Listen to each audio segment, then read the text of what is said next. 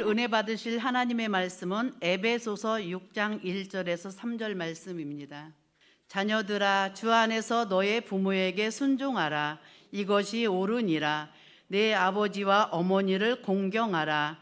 이것은 약속이 있는 첫 계명이니 이로써 네가 잘되고 땅에서 장수하리라. 아멘. 에베소서 6장 1절로 3절의 말씀을 통해서 효도 왜 해야 하나, 이런 제목으로 은혜를 나누겠습니다. 1956년에 우리나라에서는 어머니날을 제정했었습니다.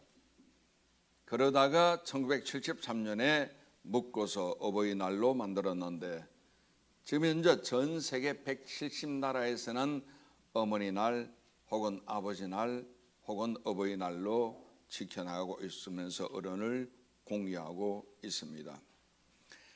자, 이조실록 보니까 효에 관한 내용이 참 많이 나옵니다. 22대가 영조인데 이조시대가 가장 번창했던 시대 중에 하나입니다. 영조 임금 아들이 둘이었는데 정실에서는 자녀가 없었고 후궁을 통해서 아들 둘, 딸 다섯을 낳았는데 큰아들이 일찍 죽었습니다. 둘째 아들이 거명한 사도세자입니다. 영조가 워낙 정치를 잘해서 나라가 잘 살았기 때문에 자기 아들도 자기를 닮기를 원했는데 강하게 가르쳤는데 아들이 수용을 제대로 못하니까 점점 아버지 볼 때마다 불안해지는 겁니다. 영조는 더 심하게 꾸짖었습니다. 아들은 아빠 얼굴 보기를 너무나 두려워하다가 나중에는 정신이상 걸려버리고 말았고 급기야는 귀신 들려버리고 말았죠.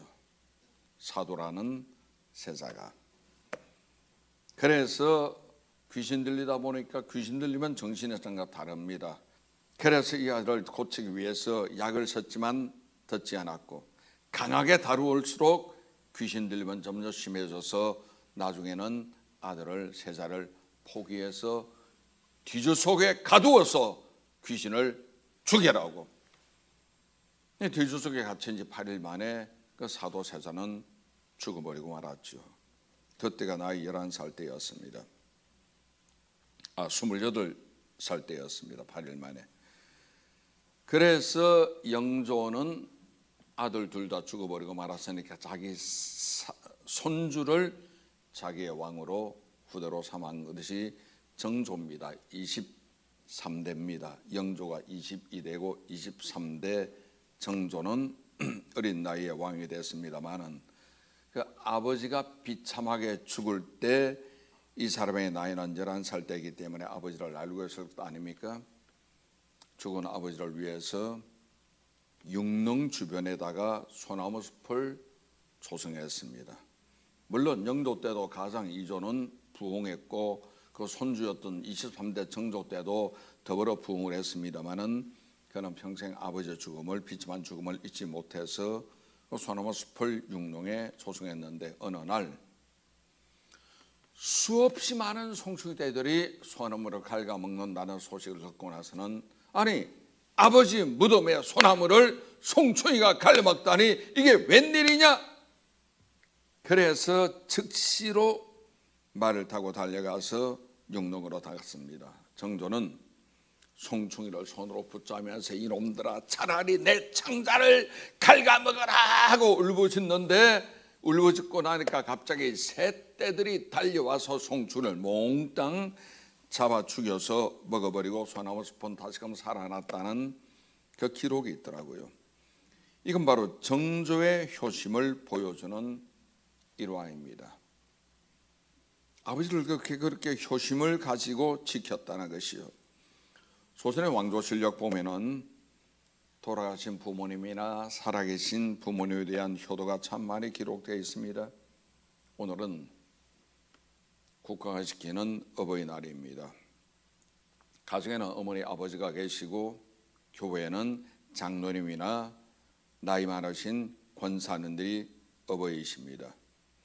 왜 우리는 어버이에게 효도를 해야 하는가? 오늘 여러분께 세 가지로 여기에 말씀드리고자 합니다. 첫째, 하나님의 명령입니다. 부모를 공경하라. 어김없는 하나님의 명령입니다. 부모 공경은 10계명 10가지 계명 중에 대신 계명 4가지가 있죠. 나 외에 다른 신을 섬기지 말라. 우상을 만들어 섬기지 말라. 하나님의 이름을 망령되이 일컫지 말라. 안식일은 하나님을 섬기는 날이 그날 거룩하게 지키라는 것이 4가지가 대신 계명이고, 5번째에서 마지막 10번째까지 6개 계명은 대인 계명입니다. 약속과 관련된 겁니다. 조건부입니다. 부모를 공경하라가 첫 번째 나와요. 부모 공경. 그 다음은 6번째 살인하지 말라, 7번째 간음하지 말라, 8번째 도둑질하지 말라, 9번째 거짓말하지 말라. 거짓, 저거는 거짓말이거든. 마지막 10번째 이웃 것을 탐하지 말라. 재산이 되었던, 집이 되었던, 사람이 되었던 탐하지 말라. 그렇습니다. 대인계명의 첫 번째가 부모를 공경하라는 것이죠. 그래서 기독교 조져 있는 서구에서는 레이디 퍼스트라는 거 있죠. 여자분이 먼저 차를 타고 여자분이 먼저 대접받는 것은 그만큼 남자보다 여자분들이 연약하기 때문에 보호해주는 의미가 하나 예의고 예절입니다. 우리가 어르신들을 배려하는 거 마찬가지입니다. 어르신들이 약하기 때문에 그렇죠. 눈도 약하고 귀도 안 들리고 다리도 힘이 없기 때문에 어르신을 공경하는 의미로 먼저 배려해 드리는 거예요. 효도가 뭡니까? 부모 공경하는 것인데 이것은 예의를 초월하는 거죠. 예의는 서로 예절을 갖추고 예의만 갖추면 되지만 효라하는 것은 이것을 훨씬 더 초월하는 것입니다. 더군다나 하나님의 명령입니다. 인천 순복음교회 최성규 봉사라는 교회에서는 바로 효도 대학원 대학교를 운영하고 있습니다. 정식 석사 학위를 주고 있는 학교를 운영하고 있을 정도입니다. 왜냐하면 성경 자체는 효를 가리키거든요. 우리가 야훼 하나님을 말할 때 뭐라고 합니까? 아버지라 그러죠. 하늘에 계신 우리 아버지요, 땅에는 부모님 아버지가 계시고 하늘에는 야훼 아버지 하나님이 계시는 겁니다. 그래서 우리가 하나님을 믿는 사람이라면 땅에 있는 부모님도 공경하는 이것이 중요한 거예요. 이건 자식으로서 당연히 지켜야 할 도리가 되는 겁니다. 에베소 오늘 6장 1절 보세요. 자녀들아 너희 부모를 순종하라. 이것이 옳으니라. 무작정 순종이 아니면 주 안에서. 예를 들어 부모가 교회 가지 말고 오늘 절에 가자. 그거 순종하면 안 됩니다. 주 안에서. 교회 가야지, 헌금 드려야지, 집중해야지. 주 안에서. 위험한데 교회 왜 가니? 그러다가 감염병 걸리면 어떡하려고 그래? 가지 마. 순종할 필요가 없는 거예요. 주 밖이니까. 주 안에서 순종하는 것이 옳은 겁니다. 틀린 것이 아니고 옳다고 분명히 말해요. 주님 안에서. 그렇죠. 이 자리에 계신 저와 여러분 중에 부모 없이 태어난 사람이 있나요? 없잖아요. 하나님 없이 창조된 피조물이 있습니까? 없잖아요. 당연히 우리는 하나님을 섬기듯이 부모를 섬기는 거예요. 우리가 야훼 하나님께 대해서 뭐라고 하면 하나님 우리 아버지. 친구를 안 하죠. 아버지라고 합니다. 하나님을 공경하듯이 땅에 있는 부모를 섬기라고 성경 분명히 말하고 있는 겁니다. 이것은 분명히 준수해야 될 하나님 명령이죠. 예수 믿고 구원받고 천국 가는 것처럼 부모를 공경하면 땅에 잘되고 장수하는 것 하나님 명령이죠. 2절 보세요. 내 아버지와 어머니를 공경하라. 예의를 초월하는 겁니다. 에티켓을 초월하는 거예요. 공경하라. 이것은 약속 있는 첫 계명이니 하나님의 약속이 뭡니까? 잘되고 장수하리라. 그렇죠. 우리가 부모에 대해서 막대하면 안 됩니다. 공경해야 합니다. 형통함과 장수함이 있는 첫 번째 계명이 부모 공경입니다. 3절 보죠. 이로써 내가 잘되고, 잘된다는 건 뭡니까? 형통하게 되고 만사형통입니다. 여러분의 사업이든 직장이든 인생길이 만사형통하기 위해서는 주 안에서 부모를 공경하는 여러분 되시기 바랍니다. 집에는 부모님이 아버지 어머니 계시고 교회는 장로님이나 권사님 같은 어른들이 있습니다. 부모는 자식을 생각하고 교회 어르신들은 세신자를 생각합니다. 이번에 우리 교회 장로실이 있잖아요. 장로실이 있습니다. 좋은 방입니다. 위치가 좋아요. 제 방은 서쪽이지만 그쪽은 동남쪽이기 때문에 햇볕 잘 들어옵니다. 좋은 방입니다. 소파 있습니다. 지난주에 당일 끝나고 나서 나는 먼저 올라왔는데 장로님들끼리 남아서 이야기를 하셨대요. 우리 주일 이 방에 기껏해야 1시간밖에 더 서느냐. 성도들 들어가 방이 없으니까 이 방을 오픈하자고 하셨대요. 그래서 장로실 밑에다가 아가페 사랑방이라는 이름을 새로 붙일 겁니다. 그 안에 장로님들이 냉장고도 사다 놓겠대, 음료수 갖다 놓겠대, 소파는 있기 때문에 거기서 성도님들이 복도에 앉아 기다리시지 말고 그 안에 들어와 음료수 마시며 기다리도록, 율동팀이든 찬양팀이든 있을 자리 비슨 그 안에 들어가시면 되는 거예요. 어른들이 젊은 사람을 위하여 배려하는 겁니다. 가정에도 마찬가지죠. 부모는 자녀를 위해서 배려하는 것이거든요. 우리가 효하는 것은 옳은 일이죠. 윤리의 가장 기본이 부모에게 효도하는 것이요. 하나님이 아버지시고 땅에는 부모가 아버지가 있는 거예요. 그렇기 때문에 이것은 여러분 선택사항이 아닙니다. 그대로 지켜야 될 명령입니다. 하나님의 명령입니다. 세상에 부모 공경에서 잘못된 사람은 아무도 없는 거예요. 하나님의 복을 주시기 때문에 그렇습니다. 내가 복 받기를 원한다면 성경대로 부모를 공경하는 여러분 되시기 바랍니다. 오늘 어버이 주간에 오늘 하루 잘하자. 이 한 주간 잘하면 됐지 뭐.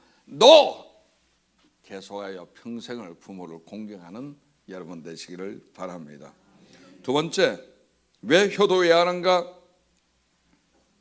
부모가 나를 목숨 걸고 낳아주신 분이잖아요. 어머니가 임신 10개월 동안, 이게 보통 일이 아닙니다. 뱃속에 아이를 담고 산다는 것이. 그런데 해산은요, 진통 때문에 목숨 거는 것과 마찬가지입니다. 해산할 때는 의사들 말 들어보니까 몸에 있는 수백 개 뼈가 다 벌어진대요. 그 정도로 해산이 힘들다는 거예요. 잘못하다 해산은 목숨 거는 일이잖아요. 성경 보니까 라헬이, 야곱이 그렇게 사랑했던 라헬입니다. 라헬에게 장가가기 위해서 그는 14년 동안 봉사했던 사람인데, 라헬이 난상 끝에 막내 베냐민을 낳고는 죽었거든요. 창세기 35장 나옵니다. 17절 18절 그가 난살할 점에 산파 그에게 이르되 두려워하지 말라. 지금 내가 또 등남하니라 하매 그가 죽게 되어 그의 혼이 떠나려 할 때 아들의 이름을 베노니라 불렀으니 그의 아버지는 그를 베냐민이라 불렀더라. 낳고 죽은 거예요. 생명 걸고 자녀를 낳는 겁니다. 한때 미국, 영국, 소련, 중국의 세계적인 지도자 4개국 세계적인 지도자는 중국의 짱제스입니다. 장개석이라고 우리식으로 부르죠. 짱제스였습니다. 중국 대륙이 청일 전쟁으로 무너지고 나서 그 다음 순원이란 분이 삼민 정책으로 중국을 새로이 개국했습니다. 그 나라 이름이 중화민국인데 순원이 일찍 죽었어. 죽고 나서 후계자가 장제스입니다. 지금 중화민국의 국부라고 알려져 있죠. 대만에 가면은 그의 기념관이 어마어마하게 좋은 겁니다. 그런데 중국 대륙에 국민당 정부였던 장제스가 정권 지고 있을 때에 공산주의가 일어났죠. 마오쩌둥, 모택동이란 마오쩌둥이 일어나서 공산당 운동을 해서 국민당과 공산당 전쟁이 났습니다. 국공내전이라는 전쟁이 나버리고 말았습니다. 그 전쟁 때 결국 장개스 군대는 패해가지고 배를 타고 해협 건너에 있는 대마도로 들어간 것이 오늘날 타이완입니다. 공산당은 중국 때리고 완전히 먹어버리고 말았고, 대만에 가면 장개석 그 기념관이 있는데 어마어마하거든요. 그 장개석이 자기 생일 날려면은 아무도 안 먹는데요. 중국 음식이 얼마나 좋은데 모든 중국의 4대 음식은 대만에 다 모여 있거든요. 연회장을 만들어 가지고 어마어마한 성대한 잔치를 벌이고 문무백관 대신들이 잔치 준비하는데도 장개석은 평생 죽을 때까지 자기 생일을 열려면은 물 외에는 절대 먹지 않았다는 거예요. 그래서 밑에 있는 대신이 물었습니다. 왜 그렇습니까? 하니 오늘은 내 어머니가 목숨 걸고 나를 낳아준 날인데 어떻게 내가 음식을 먹을 수가 있겠느냐고. 그거는 물 외에는 절대 안 먹었다는 거예요. 그렇습니다. 어머니가 자식을 낳을 때는 목숨 걸고 낳는 거예요. 자식이 5명이면은 5번 죽을 고비 넘기는 거예요. 10명이면은 10번 죽을 고비를 남기면서 자식을 낳는 거예요. 부모님이 나를 낳아주신 것만 해도 정말로 청량할 수 없는 사랑인데 키워주시는 것 얼마나 대단합니까? 그런데 어떤 못된 자녀는 엄마에게 대들죠. 왜 낳았어? 왜 낳았어? 안 낳아서는 될 것 아니냐? 이거는 곤란하죠. 필요나 될 수밖에 없는 거예요. 안양에 3자매가 있었어요. 43살, 40살, 38살. 나이가 중요한 거 아닙니다. 이 3자매가 자기 낳아준 어머니를 때려서 죽였습니다. 3자매가 빚이 있었대요. 어머니에게 빚 갚아달라고 했는데 어머니 나이가 60대 중반입니다. 빚 갚아달라고 했는데 빚 갚는 돈을 안 줬다고 3자매가 어머니를 때리고 발로 차고 몽둥이로 두드려 가지고 죽인 것이 6개월 전입니다. 작년 11월인데 뜨들스가게 TV 뉴스에 나왔는데 우리 잊어버렸죠. 6개월 만에. 자기 부모를 낳아준 부모의 생명을 죽여버리고 말았던 거예요. 사실 여러분 이게 말이 안 되는 소식입니다. 몇 해 전에 영국의 BBC 방송에서 세계에서 제일 이 신뢰감 있는 방송이 BBC입니다. 국영방송 BBC에서 세상에서 제일 아름다운 말을 쓰세요.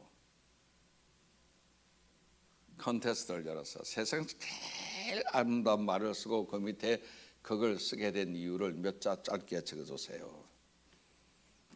어떤 사람은 아침 이슬을 쓰기도 하고 새벽에 핀 장미를 쓰기도 하고 템즈 강변에 안개 낀 아침을 쓴 사람이 있기도 하고 바위에 낀 이끼를 아름답다고 표현한 사람이 있기도 하고 그런데 심사위원들이 고른 것은 내 어머니의 한쪽 눈 이게 걸렸어.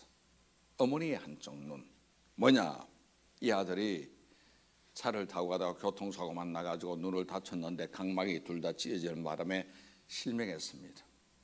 멀쩡한 아들을 운전한 아들이 장님이 되니까 어머니 마음이 어떻게 했어요? 찢어질 듯이 어머니 마음은 아프고 아들 볼 때마다 매일같이 눈물이 나고 내가 먼저 죽을 텐데 죽고 나면 저 아들은 혼자 안 보이는데 어떻게 살아갈까 생각하다가 어머니는 어느 누구하고도 상의하지 않고 각막기증한 거예요. 병원에. 조건이 우리 아들 눈을 고쳐달라고 내 눈을 주겠다고 한쪽 빼라고. 아들은 영문도 모르고 어떤 분이 각막을 기증했다고 해서 수술했는데 붕대를 감았죠. 붕대를 딱 팔고 오니까 눈에 붕대감은 자기 어머니가 있는 거예요.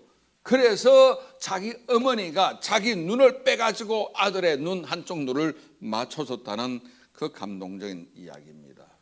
그것이 바로 가장 아름다운 단어로 뽑혀버리고 말았죠. 사실 그렇습니다. 부모는 생명 걸고 나를 낳아주는 거예요.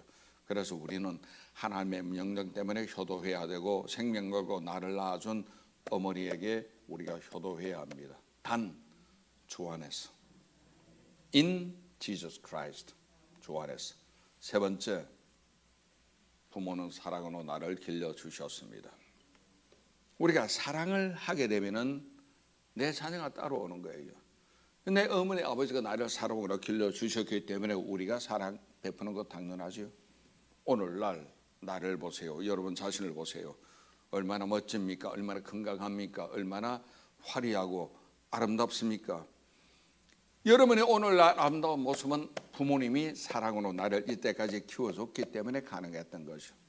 진자리 마른 자리 갈아주시고 먹을 것 아껴가며 자식을 먹여주시고 어려울 때는 부모 굶어도 먹어라 먹어라. 엄마 왜 안 먹어? 난 이거 싫어해. 나중에 알고 보니까 싫어하는 줄 알고 혼자 먹었는데 알고 보니까 먹을 게 없으니까 나는 괜찮다고 자식을 먹이는 부모 이야기 있잖아요. 입을 옷 부모 아껴가며 자식을 입힙니다. 교육을 시킵니다. 2000년 교회사에 내려오는 재미있는 이야기가 있습니다. 4세기 이태리 밀라노 교회에서 암브로시우스라는 4대 교부가 있었습니다. 암브로시우스. 그분의 교회에 한 여인이 들어와서 눈물을 흘리면서 하나님께 통곡하며 기도하는 거예요. 여인, 어찌하여 그대는 그렇게 울고 기도하는고? 암브로시우스가 말하니까 여인이 한 말이, 내 아들이 외아들이 만이교에 빠졌습니다. 만이교는 이단이거든요. 음란한 종교입니다. 만이교에 빠졌습니다. 암브로시우스 감독은 여인에게 하나님이 너의 기도를 들으셨느니라. 너의 아들이 어머니 눈물의 진주가 되어서 아들이 돌아오고 위대한 사람이 될 것이라고 말했습니다. 그 아들 이름이 성 어거스틴입니다. 어머니 이름이 모니카입니다. 모니카 눈물이 하늘 위에서는 진주가 되어서 아들이 응답받아 성 어거스틴이 될 수가 있었죠. 대단한 이야기잖아요. 어머니 눈물의 기도로 자식을 사랑했기 때문에 이단 만이교에서 방탕을 지낸 아들이 기독교 역사에서 가장 위대한 지도자요 인물이 될 수가 있었습니다. 그 훗날 어거스틴은 그의 고백록에서 쓴 글이 있습니다. 나의 나된 것은 어머니 눈물의 기도 때문이었다. 이렇게 여러분, 부모는 자녀를 사랑으로 키웁니다. 세상에 있는 부모 중에서 자식을 눈물로 키우지 않는 부모는 아마 없을 줄로 압니다. 영국의 웨슬레 하면은 감리교 창시자죠. 웨슬레 어머니 이름이 수산나입니다. 알아두는 거 좋아. 수산나. 자식을 19명 낳았대요. 대단하죠. 여러분 자녀는 몇 명 낳으셨나요? 2명, 1명 뭐 그렇겠죠. 또 0명 있겠죠. 수산나 19명 자녀를 낳은 거예요. 그런데 자녀가 모두 훌륭한 사람 되었습니다. 요한 웨슬레, 찰스 웨슬레, 감리교 창시자, 오늘 우리가 부르고 있는 찬송가의 많은 작사 작곡자 19형제 모두 성공적인 위한 사람이 되었거든요. 그런데 기자가 그 내용을 알고 취재하러 가서 어떻게 19아들을 하나도 길 나가지 않고 이렇게 성공적 사람이 될 수가 있었습니까? 수산나 말이, 마귀가 손대기 전에 내가 선수 쳤습니다. 뭔 소리입니까? 마귀가 아이를 유혹하기 전에 내가 먼저 아이들 이름을 불러가며 기도했습니다. 그래, 웨슬레스가나 봐도 동일한 내용 나옵니다. 자기 어머니가 이불을 뒤집었으면은 그 떠들던 아이들이 조용해야 돼요. 왜? 이불 뒤집었으면 하나님께 기도하는 시간이니까. 좁은 집에 19명 자녀가 있다 보니까 얼마나 시끄러워요. 기도가 제대로 안 될 것 아니까 입을 뒤집어 쓰고 하나님께 기도했다는 거예요. 그렇게 사랑으로 키우니까 자녀들 모두가 하나님께 큰 위대한 인물이 될 수가 있었습니다. 크리스찬 부모는 자녀를 주님의 사랑과 교훈으로 양육합니다. 이영우 목사님 어머니가 있었는데 우리 어릴 때는 전도사님이었어요. 김선실 전도사님. 나중에 명예 목사가 되었습니다만은 돌아가시기 몇 해 전에 만났습니다. 미국 가서 아들과 같이 더불어 가서 만났습니다. 오래간만에 우리가 모인 자리에 오더니만 꼭 하는 말이, 목사님들 2가지 말합니다. 기도해야 돼, 겸손해야 돼. 겸손과 기도만 말하는 거예요. 그걸 듣고 내가 어머니가 저 정도니 아들이 이러한 위치에 오를 수가 있구나. 어머니의 사랑입니다. 그건. 효에 대한 최고의 가르침이 성경 속에 있죠. 잠언 23장 25절 내 부모를 즐겁게 하며. 다시 한번 부모를 즐겁게 하며. 부모 눈에 눈물 흘리면 안 됩니다. 내 부모를 즐겁게 하며 너를 낳은 어미를 기쁘게 하라. 자식은 어머니에 대해서 기쁨조대해야 됩니다. 기쁘게 하라. 부모를 기쁘게 하고 하나님께 영광 돌리는 거라 참으로 중요하죠. 우리가 잘 부르는 노래 있잖아요. 어머니 노래. 나실 제 괴로움 다 있으시고. 이 노래를 누가 작사했을까? 양주동 씨입니다. 양주동 씨는 자칭 대한민국 국보 1호입니다. 영문학 박사, 국문학 박사, 유일하게 신라 향가를 번역 99.9% 번역한 분이 양주동 박사입니다. 이분이 살아계실 때 택시 타고 가면은 기사님에게 여보 조심해, 대한민국 국보 1호가 타고 있어. 기사가 놀라서 백미라고 양주동 박사님이군요 할 정도로 유명했다. 그 양주동, 내가 어릴 때 동화방송 라디오 들을 때 이분 나오면 그렇게 재미가 좋고 좋았어요. 이분이 쓴 시가 이제 음악가가 이용렬이라는 분이 작곡한 것이 나실 때 괴로움 다 잊으시고 기르실 때 밤낮으로 애쓰는 마음 진자리 마른 자리 갈아 누시며 손발이 다 닳도록 고생하시네. 하늘 아래 그 무엇이 놀다리요. 어머님의 희생은 가히 없어라. 이게 어버이날만 부르는 노래가 아니고 평소에도 우리는 부모를 공경해야 합니다. 교회 내에서도 교회 어르신들 배려하고 공경하고 서로 인사하면 어른들은 또 여러분을 사랑해 줍니다. 이런 분위기, 가정 같은 교회요, 교회 같은 가정이 되면 얼마나 하나님이 기뻐하실까. 기도하겠습니다. 살아계신 아버지께 감사와 찬송과 영광 돌립니다. 하나님의 명령이 부모를 공경하라는 것이었으니 주 안에서 부모를 섬기고 공경하는 저희 모두가 되어지게 도와 주옵소서. 주 예수 그리스도 이름으로 기도하옵나이다.